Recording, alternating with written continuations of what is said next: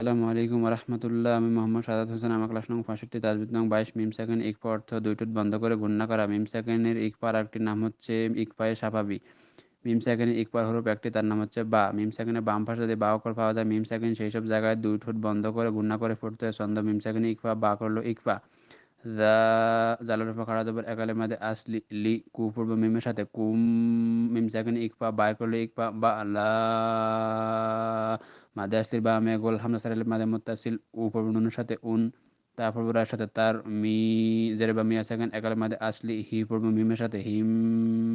Meme second ইকফা by করলে ইকফা B হি। যা জবর বা মে খালি আলিফ একালে মাদে আসলি র তি পূর্ব নুনের সাথে তিন। ওয়া মা জবর বামে খালি আলিফ একালে মাদে আসলি হু পূর্ব মিমের সাথে হুম।